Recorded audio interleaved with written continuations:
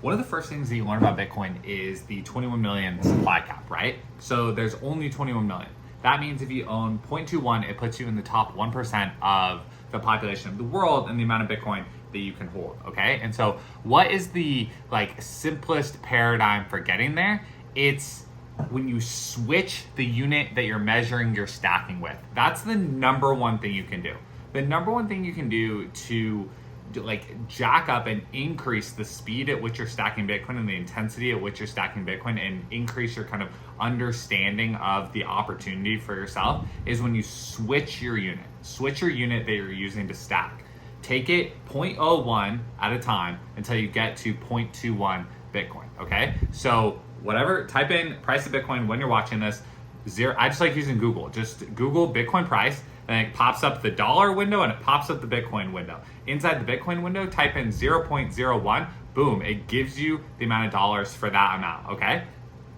Take it that amount at a time. So if you're able to do that once a month, awesome. If you're able to do that twice a month, awesome. If you're able to do that once a week, terrific. If you're able to do it once a quarter, all good. If you need to break it down smaller than that and break it down by paycheck, sweet, that's awesome. But you're switching, constantly looking at the dollar amount of Bitcoin that you have, and you're switching to the unit of Bitcoin. And that's what helps you kind of have a stacking goal, realize why owning that amount of the Bitcoin network is important. And then you kind of are able to look at that stack as a whole as Bitcoin adoption increases and as the overall price goes up. At least you're grounded in this whole, again, that's why I love the 0.01 so much. The reason why I love 0.01 as a measuring stick so much is because it's a low enough amount for you to wrap your head around, but it's a big deal. 0.01 of a Bitcoin, 1% of one Bitcoin is a big deal. Just because of how big the opportunity is.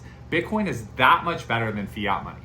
Fiat money does not have a fixed supply. The supply of fiat money is chosen by a panel of people, just a panel of people based on politics and human instinct and human reactions on any given day. They choose the supply of dollars, they choose the price of dollars in the world, okay? Bitcoin is the opposite. The monetary policy is set in the open source software known for everyone. And so when you choose to run Bitcoin, when you choose to download Bitcoin and run Bitcoin, you are choosing to participate in the known monetary policy of the network.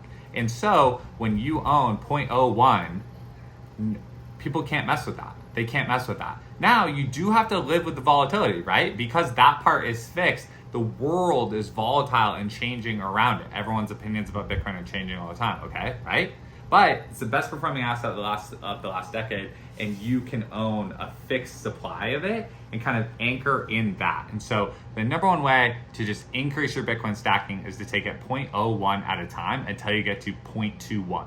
Beyond 0.21, then I would say you're honestly in great shape, because there's something that I feel, not everyone feels like this, but I genuinely feel like this, is that you need less Bitcoin than you think you need. The upside potential is so high, and Bitcoin is so different than every other investment, every other savings kind of avenue out there, that you need less than you think. And so obviously, depending on how old you are and depending on what your goals are, that's personal finance is personal, but that's when you're getting started, you have to understand how big of a deal 0.21 is.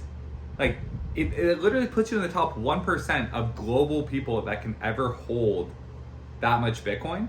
And so you are basically, you're stamping your ticket as Bitcoin replaces fiat money, that you own a significant part of it.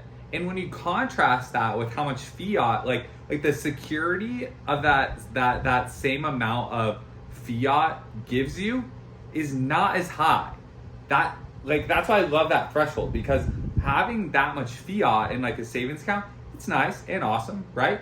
But it's not life-changing. It's not world-changing for a lot of people. I'm speaking very to a US audience, but it's not super life-changing, right? And so Bitcoin, if you're only focused on the price of it in dollars and you don't really check how many Bitcoin units you have, you're not really leaning into understanding that hard cap supply and understanding that it's still very possible to own a very significant amount of Bitcoin when you measure it in Bitcoin. So honestly, I would just forget everything Like try to just completely reframe Bitcoin for yourself into its own bucket.